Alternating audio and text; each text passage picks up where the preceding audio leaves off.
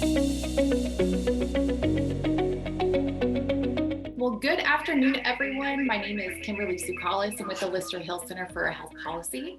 I'm very excited to welcome you all today to today's webinar with Michael Hansen on how climate change is impacting us locally here in the city of Birmingham. And now it's my pleasure to introduce our speaker for today. Michael Hansen is the Executive Director of the Greater-Birmingham Alliance to Stop Pollution, also known as GASP. They've been one of our long-term community partners at LHC, and we're very excited to have him here today to tell us about the Birmingham Green New Deal and how GASP is working to advocate for local action on climate change. So with that, Michael, I will let you take it away. Good afternoon, everyone. Thank you all for having me today. So first things first, I want to give a little background about me in the context here. My name is Michael Hansen. I'm Executive Director of GASP. We're a Birmingham-based nonprofit organization with the mission to advance healthy air and environmental justice in the greater Birmingham area through education, advocacy, and collaboration.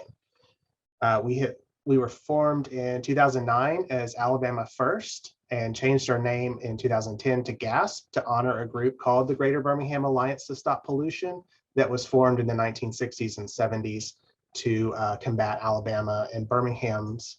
Birmingham in particular had a bad air problem at the time. And so today's presentation is focusing on climate change. So I'm going to start with a little bit of Climate Crisis 101. What's the current state of play? It's worse than you think. I'll talk a little bit about the recent IPCC report, and then some obstacles to change in Alabama and Birmingham. Then I'm going to talk about the Green New Deal and what that means, and a campaign that we're running right now called a Green New Deal for Birmingham. And then we'll wrap it up and then leave some time for questions. And then at the end, I can drop some contact info as well. So with that said, let's talk a little bit about the climate crisis. So climate change is driven primarily by the burning of fossil fuels. That's the #1 cause of human-caused or anthropogenic climate change. Sources include coal-fired power plants, like the one pictured here. Also vehicles, cars, trains, planes. Buildings are huge emitters of greenhouse gases. Let's see, where was I? Agriculture and industry are also contributing sources of greenhouse gas pollutants. The impacts that are most commonly talked about and that we might be familiar with in Alabama or in the United States at least are sea level rise, stronger storms like hurricanes, more intense droughts and wildfires, more frequent heat waves and more intense heat waves, changes in growing seasons and weather patterns, and much, much more. The climate crisis does not affect everyone equally, and this is a really important point. Climate change, it will affect everyone in the world, but the question is who will be harmed and how can they recover? So that means when we say this, that Black, Indigenous, and people of color communities are harmed the most disproportionately. Low income, low wealth communities are also harmed the first and worst. Folks in the global South experience the climate crisis on a larger scale than us in this context, as well as the working class. So in other words, those folks who have contributed the least to causing the climate crisis are the ones who are experiencing it the worst. And so this is a preview of what we're going to talk about in a little bit with regard to Alabama, but despite what you may hear from policymakers at the state and local levels in Alabama, climate change is real, and Alabama is not immune from it. The #1 greenhouse gas emitter left in the country is the James H. Miller Steam Plant operated by Alabama Power, located in Northwest Jefferson County. It's just over the Birmingham city limit. That Alabama Power Company is also attempting to add nearly 2 gigawatts of new fossil gas to its generating capacity at this moment, when we know that we need to transition away from fossil fuels.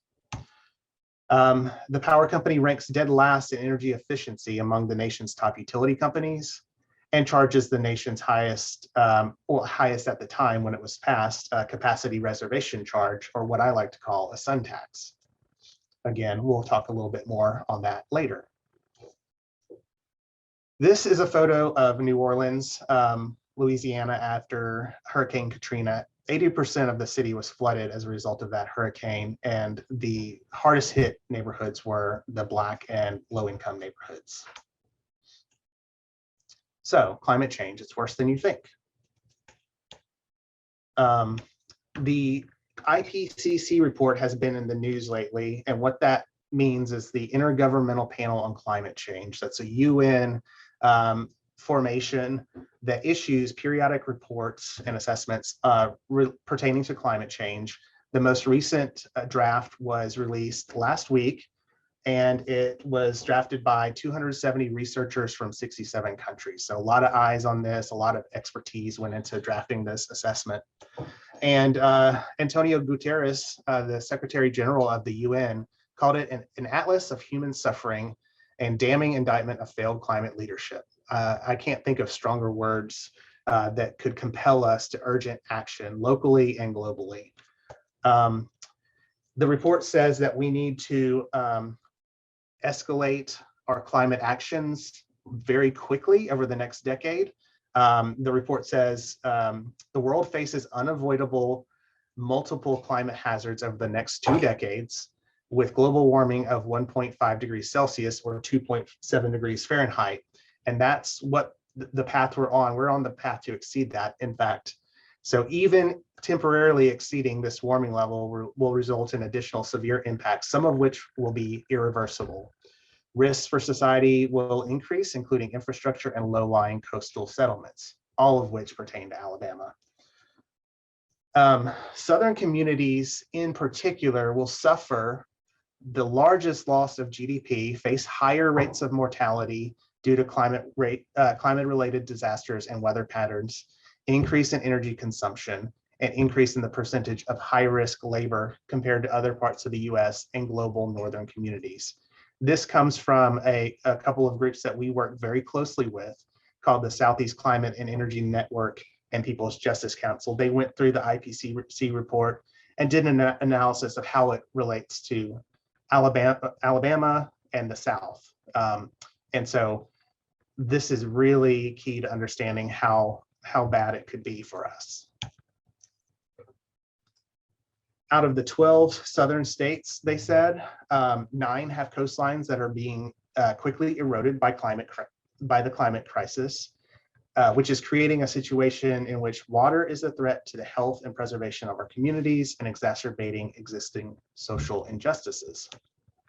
The South is the most biodiverse region of the United States and arguably one of the most biodiverse regions in the world. The report highlights that it is necessary to our survival to incorporate wide-scale nature-based and focused adaptation methods. So this, again, is coming from a couple of groups with staff in Alabama who did an analysis of the IPCC report and came up with these messages, these takeaways. So let's talk about some obstacles to change before we get into the solutions. I've got pictured here Southern Company. If you're not familiar with Southern Company, Southern Company owns Alabama Power. Alabama Power is the large publicly traded publicly traded company, Alabama Power being a subsidiary of it, widely considered the most powerful entity in the state of Alabama, and it's not because they generate electricity. Alabama Power and Southern Company spend millions of dollars every year to influence state, local, and federal elections, as well as legislation and policies. This is why Alabama Power has the highest guaranteed profit margin, or one of the highest guaranteed profit margins among peer investor-owned utilities in the country. An investor-owned utility is in contrast to like a public utility like Huntsville Utilities, for example. And Alabamians have the highest energy burdens in the country as well. And energy burden means the percentage of your income that you spend on electricity, gas, etc. So what's holding us back? Alabama Power is the #1 polluter in the state. The coal-fired Miller Steam Plant, which I mentioned earlier, pictured here, is the single largest emitter of greenhouse gases left in the country, ranking #1 above other plants that are owned by Southern Company, like one in Georgia, and then others in Texas and elsewhere. So let's talk a little bit more about some of these bad policies. Alabama Power's got a cap in place coal ash plan, which basically leaves all of the byproducts of burning coal in these unlined pits on our rivers. And those pits full of that toxic coal ash threaten our waterways and fragile ecosystems, such as the Mobile Tensal River Delta, which is also known as America's Amazon. Alabama Power, as I mentioned earlier, is currently trying to add an additional 1,900 megawatts of fossil gas generation to their electricity mix. And the company ranks dead last for energy efficiency among the top 50 IOUs, investor-owned utilities in the country. And the city of Birmingham ranks 51st out of 51 cities on that measure as well. The state of Alabama ranks near the bottom of the barrel for solar jobs and solar generation. I think we rank in the 40s for solar jobs, despite being located in the prime location in the US, the Sun Belt. Alabama Power pays, charges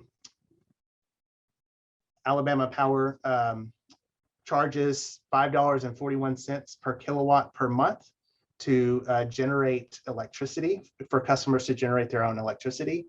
And then they pay those same customers pennies on the dollar for any excess generation that they put onto the grid, and then mark that up 400%, give or take, when they sell it to your next door neighbor.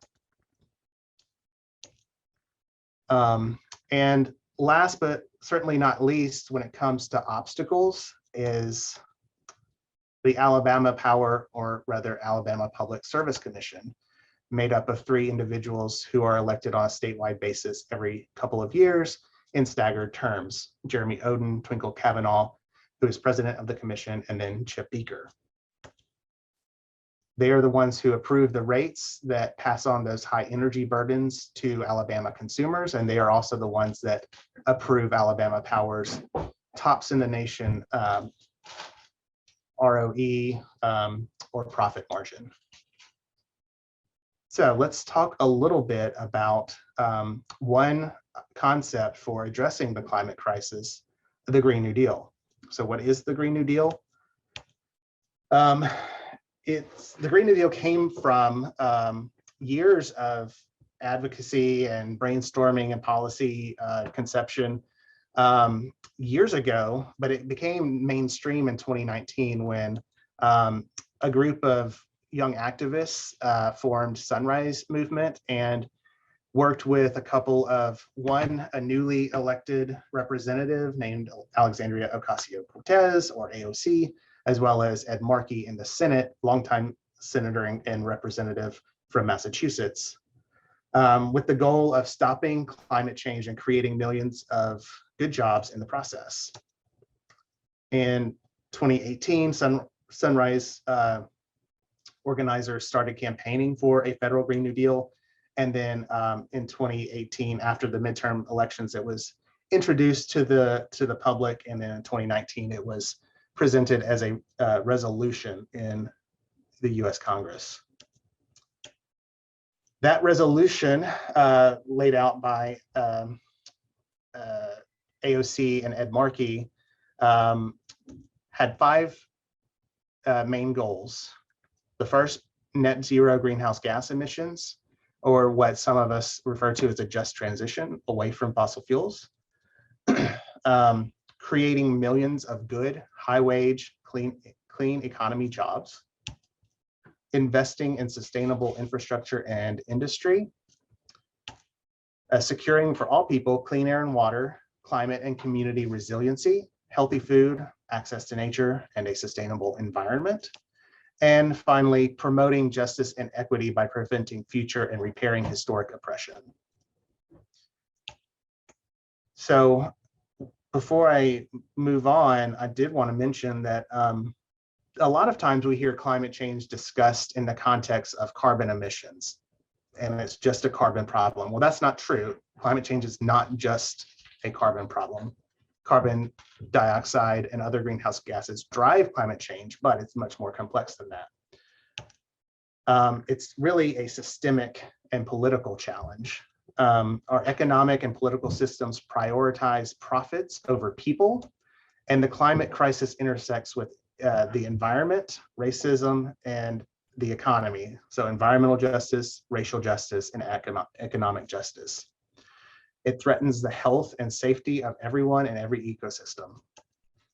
And so that's why we like the Green New Deal framework, because it addresses problems at the systemic level, and it understands that political problems require political solutions.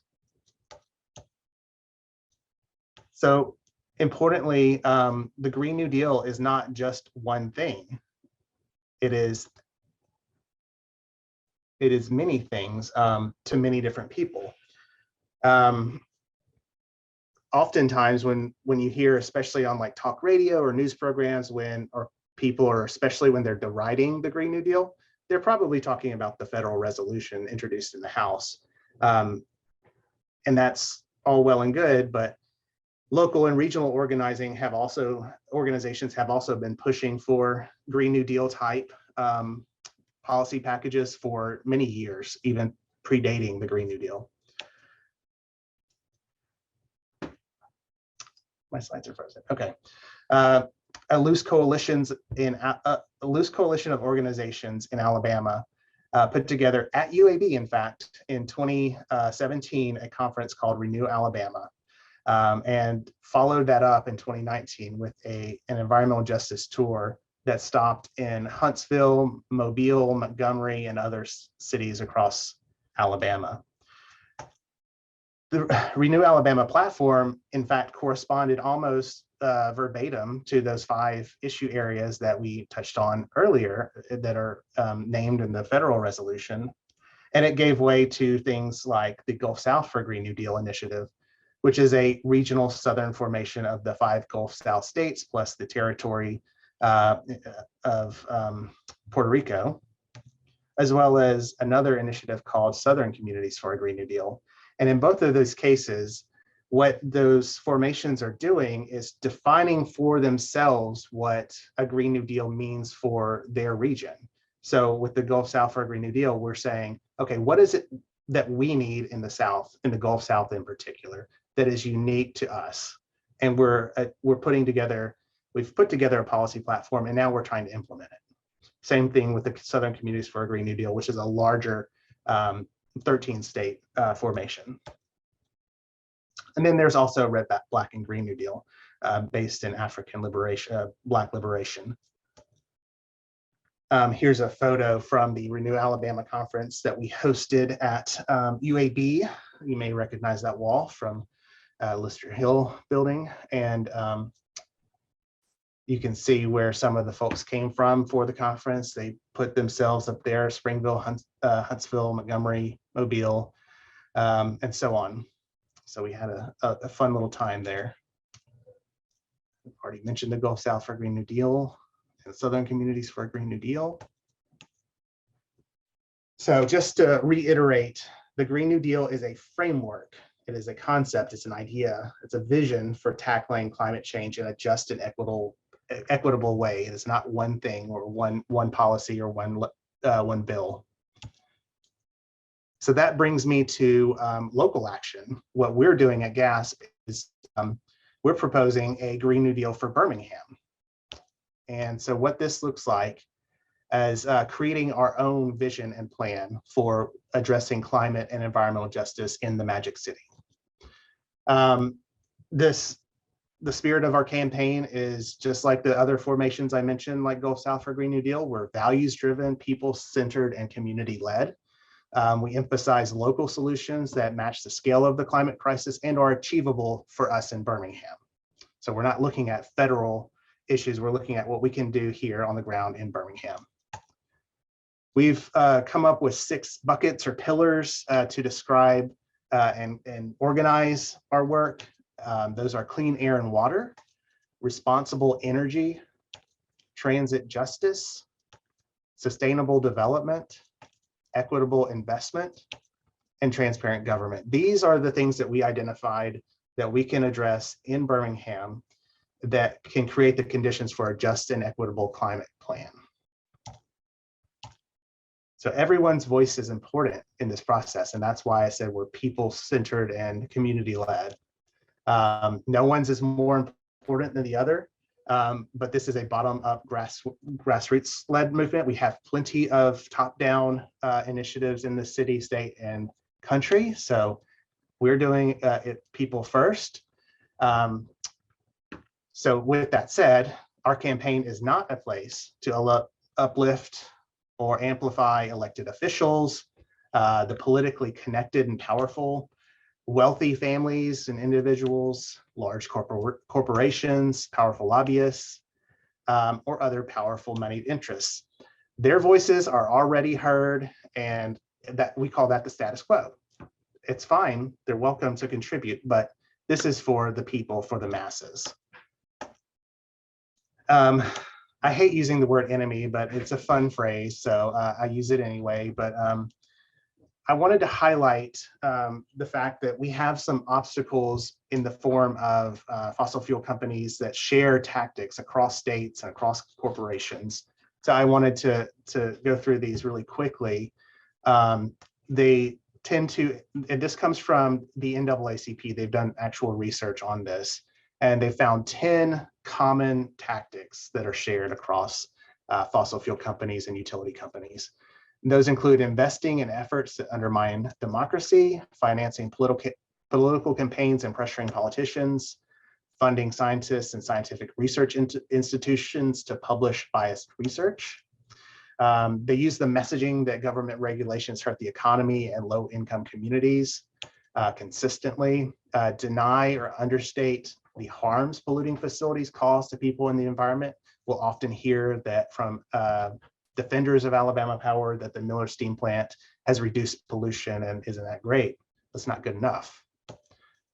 They deflect responsibility and shift blame to the communities that they're polluting.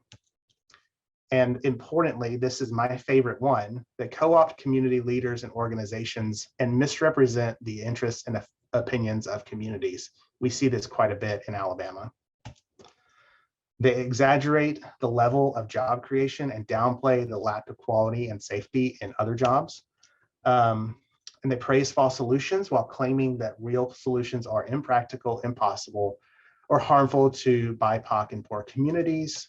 And finally, they only embrace renewable energy to control the new energy economy. And what I mean by that is using the example of the $5.41 kilowatt per month charge, the sun tax that I mentioned earlier. That's a way for the power company to discourage solar from customers from adopting solar while they gain the momentum to develop their own solar and own that solar and profit from it. So a few things to mention. Last minute addition is how can you get involved in this campaign? We are hosting regular convenings, general interest meetings, as well as an upcoming climate assembly focused on clean air and water. We've been doing them mostly via Zoom, and hopefully we'll be back to in-person gatherings this year if COVID cooperates. And we invite anyone on this call, anyone who sees this, to join us, come contribute your feedback, your ideas, so you can attend the events and assemblies, assist us with community engagement, and share your issues and opinions about those issues and solutions. Serve on a subcommittee. We've got like action subcommittees, art, policy, etc. Could co-chair a subcommittee, donate money to GASP to offset our expenses, And then if you're someone who has specialized skills like graphic design, proofreading, fact checking, legal analysis, we would certainly welcome you to contribute your services to the cause. So in conclusion, the climate crisis is here. It is already happening. It's affecting millions of people across the world already. The impacts of the climate crisis are not shared equally. This is a justice issue. It's not just an environmental issue. Alabama is a major contributor to climate change and has been slow to adapt and mitigate to the crisis. The Green New Deal is not one thing, it is many things that share a common vision, which is justice and equity.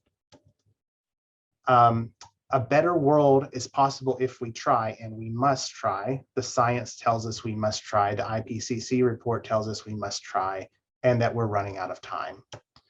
And finally, together, we can go far. And the Green New Deal for Birmingham is our attempt to try together and go far. So just wanted to drop a few links for y'all before we get to questions. First one is birminghamclimateplan.com. That should redirect you to the landing page for the campaign where you can see some more information. We're constantly updating it with events and news items and so forth. Secondly, gulfsouth4gnd.org, and where you can find the Gulf South for a Green New Deal policy platform, endorse it, sign up to join the state hub, and more there. And then finally, Q&A. If you've got Q's, I might have A's. So I'll stop right there and hand it over to Kimberly to moderate, I guess, Q&As. Yeah, well, thank you so much. I know that climate change is something that we've been talking a lot about recently. One of the things that I've seen in my experience with policy work is that a lot of people have this idea that, one, policies don't affect them as an individual. It affects the other or the whole of a group that they're not a part of. What answer do you have for that as far as how climate change affects us on an individual scale to kind of bring that more localized and more individual? So can you restate the question one more time so I make sure that I got it right? When we do, because we're the Center for Health Policy and we deal with a lot of policy work, but we get a lot of pushback from people that think that policy doesn't affect them individually. It affects other people or affects the collective, but at the end of the day, when policies get passed, it doesn't actually do anything for them. So taking it back to climate change, how do you answer that question to say these policies do affect you, and to kind of get people to see how individualized climate change can be? Okay, got it. So it's a really great question, and we get it in many different forms, sometimes more granular and sometimes more big picture.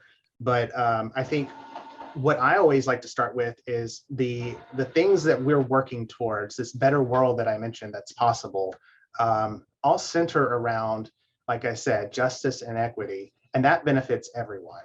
So clean energy like wind and solar, those reduce pollution. Cleaner air and cleaner water and healthier land is better for everyone on an individual basis. You may not feel that right away, but I guarantee you over the long haul, if we quit burning fossil fuels, your body will feel better. Your health outcomes in the long term will be better. The environment will be nicer and more pleasant. So it's hard to boil down a global, existential crisis to individual actions, but I think you just have to understand that you're a part of the world. You're not separate from it. You're part of the environment, and that addressing climate change, improves your quality of life overall. And then secondly, what we're working towards is a cleaner jobs, healthier jobs, safer jobs for all, family sustaining jobs, that union jobs, things like that. And those are better, again, for everyone. So I would just encourage people to think outside of the individual and more about themselves as part of the collective society. Yeah, absolutely. So it looks like we've had quite a few questions come in. So I am going to go ahead and get started with some of those. The first one is that the biggest resistance to the Green New Deal is often how expensive it is to implement. Is there any evidence that the Green New Deal will ultimately be a way to improve the economy or have economic benefits? So this is a really good example of how to, the need to decouple our thinking of the Green New Deal as one thing and think of it instead as many things, many different pieces of a puzzle that go together. So there is no evidence that the Green New Deal will improve the economy because there is no one, the Green New Deal. But when we're talking about that, we're talking about transitioning away from fossil fuels to cleaner energy. And just to use what's going on in the world right now, we're all seeing and feeling gas prices shoot up at the pump. But what's happening over in Ukraine and Russia has to do with one, American imperialism and European imperialism, yada, yada. We can talk about that all later. But it's got a lot to do with oil supplies, fossil fuel supplies, natural resources, and so on. And that trickles down to our pocketbooks and to our health. So when we think about the Green New Deal, we need to think about it in terms of like specifics. So if you had an EV right now, you're not paying those prices at the pump, right? For example, the same thing goes with like fluctuating prices for coal and gas and oil. They fluctuate quite a bit, and you're not susceptible to that fluctuation if you're reliant on clean energy like wind and solar. And wind and solar, PV, photovoltaic, solar, and onshore and offshore wind are now cheaper than fossil fuel electricity. So that is another example of how transitioning away from fossil fuels to clean renewable energy sources and efficient energy is ultimately better for the economy and better for our lungs, our heart, our minds, our whole bodies and the environment. Yeah, absolutely. So one of the next questions we have is very similar to what you were talking about, comes from Dean Irwin. He said, please comment further on the future of renewable energy in Alabama, including wind and solar. UAB has a goal of having 20% of its energy from renewable sources by 2025. It's a really good question, and it's one that's tough to answer. But the future, I think, is all upside because we have such a long way to go. In Alabama, I think that UAB should move that target from 20% to 100% renewable energy, but that's just me. There are numerous obstacles that I highlighted earlier to the growth of wind and solar. One example of how we're addressing it as GASP is we currently have litigation against the Alabama Public Service Commission and Alabama Power over that capacity reservation charge, or sun tax, as I call it, that $5.41 per kilowatt per month charge for residential and small business customers. And so we're challenging that in the courts. We started in state state court and went to the Federal Energy Regulatory Commission, and then now we're before the federal court. So we're hoping to hear back on that soon. And so we've got to challenge these bad policies and this bad legislation everywhere that we can. We can run offense as well at the same time by proposing good policy at the state and local level. And the Green New Deal for Birmingham is one example of how we're trying to push local good policy that will advance wind and solar. But it's going to take large institutions like UAB to be on our side and help, one, demonstrate that it can be done, but two, have our back when it comes to the transition away from fossil fuels. I think that makes a lot of sense. We had a presentation not too long ago about a new charter that UAB is put into place to be a health promoting university. And I think part of that is related to the climate impact of the university as well. So there's something that's pretty similar to what you were just saying. Are there any active pieces of legislation? Right now the state Senate and the state House of Representatives is meeting down in Montgomery. Do you know of any active bills or resolutions that are kind of supporting the local versions of the Green New Deal? Is there anything on the floor?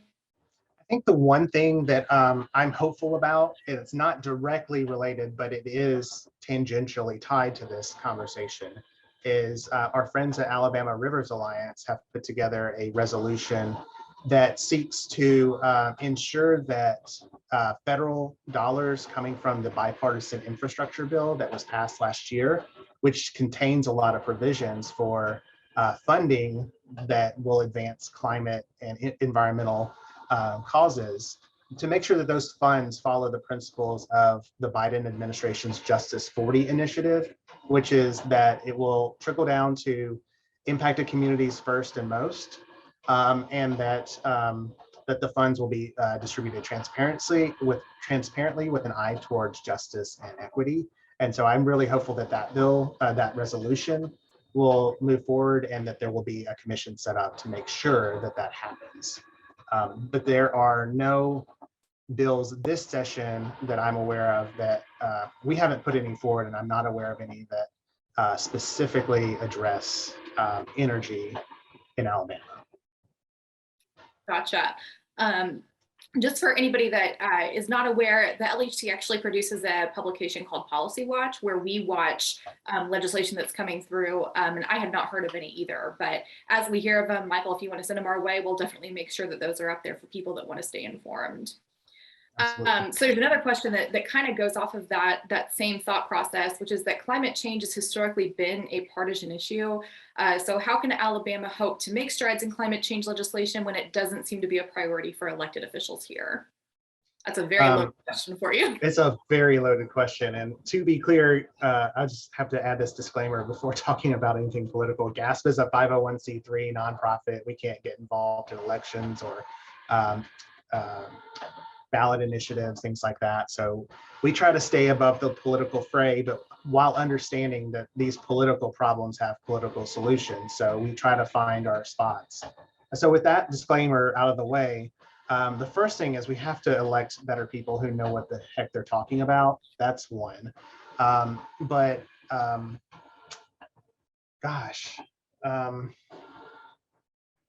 think probably my number one piece of advice for overcoming that partisan political divide is just to talk about it face to face in real life with your friends and neighbors and family.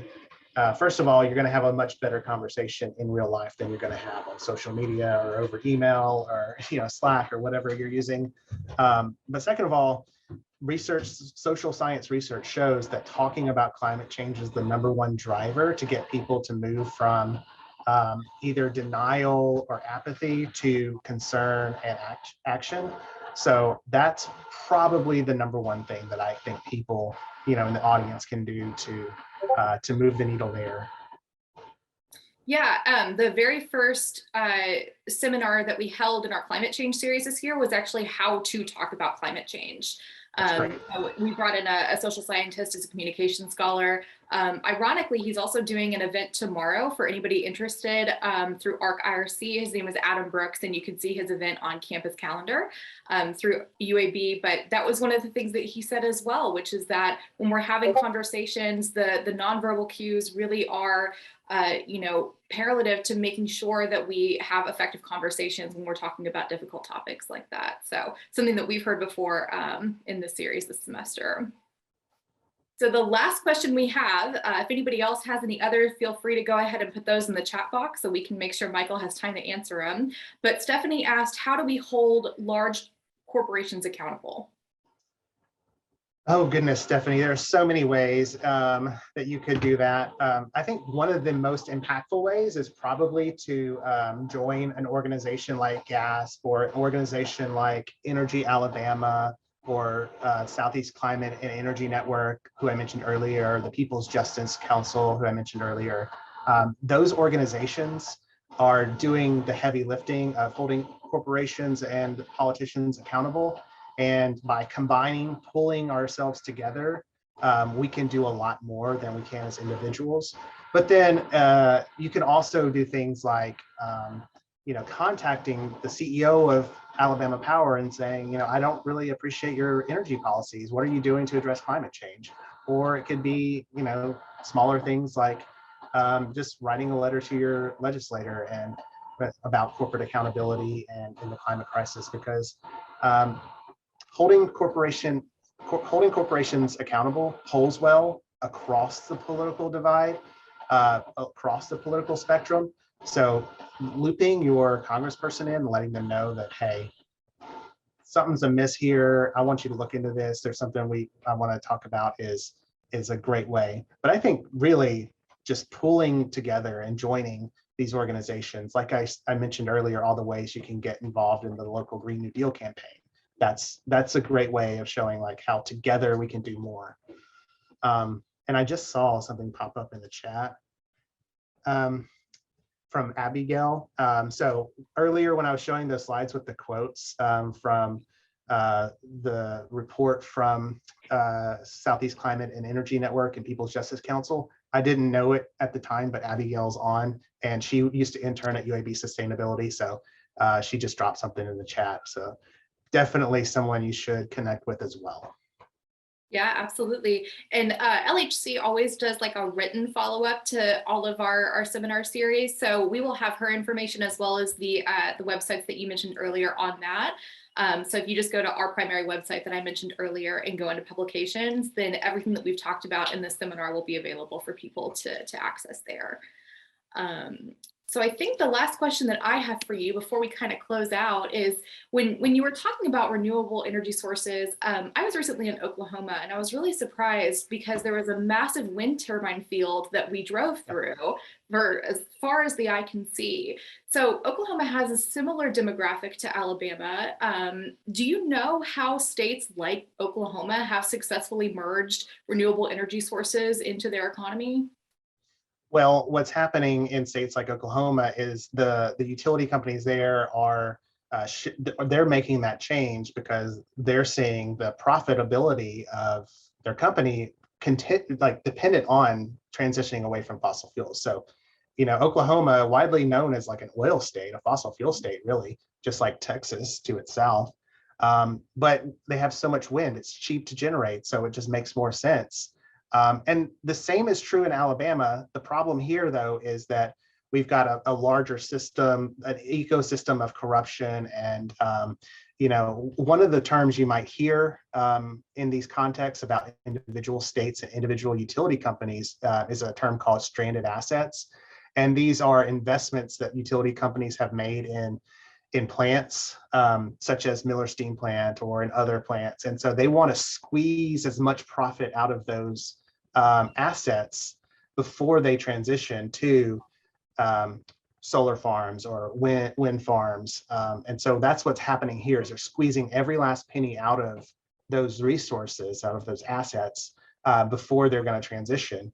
And frankly, it doesn't make a whole lot of sense, but their profitability is tied to capital investments like those assets. And so in a state like Oklahoma, where it's demonstrated to be so cheap, it was easy for them to make that shift. And we really need to hold the Alabama Public Service Commission their feet to the fire and telling them that we want clean, renewable energy because it's going to save us money and it's going to save our lives. Yeah, absolutely. I think you gave us a lot to think about today. Before we sign off, tell us a little bit about what being a member of GASP looks like. How do people sign up? What does it cost to join? What do you guys do? Just kind of give us a little bit more information about being a member of your organization. Sure. So you can join GASP online. I'll put the link in the chat for $3 or more. Being a member of GASP helps us because we do work based on what our members tell us that they care about. So our members will be the first to tell us if there's some pollution happening in their community. They're the first to get news from us as well. So it's sort of a mutual relationship of benefit. You can join online, like I said, at gasgroup.org. and there's a button at the top of the page that says join. And you can also get a free t-shirt for joining. You can join us at member-only events. We host monthly webinars for our members that share updates about our work and litigation and volunteer opportunities and so forth. So it's a really great program. Again, $3 or more. You can join with a one-time donation, you're a member for life, or you can join with a recurring donation, same thing, member for life. And we really love those recurring memberships, wink, wink. And I can absolutely vouch for the wonderful Christmas party that you guys had back in December as well. So that's an added bonus for any of those GASP members. Well, how else do we get in touch with you? Do you have any social media accounts that you guys use? Here is my our contact information. Our website is gasgroup.org. We're on Facebook, Twitter, Instagram, YouTube, TikTok, Snapchat, whatever else at GASP Group. And our phone number is 205-701-GASP. And our office is over in Highland Park, not too far away from the UAB campus. And then my email address is michael@gasgroup.org. So if you ever want to get in touch with me, that's how you can get me. And all of this is on our website as well. All right. Well, thank you, Michael, so much for your time. I know that you taught us a lot about climate change and the new initiatives that we have here in Birmingham. Just as a reminder to everybody that there is a recording of this that will be posted on our website in the next day or two. So if you guys want to come back and check out any of the information that Michael said today, you can access that by the end of the week. Thank you guys so much.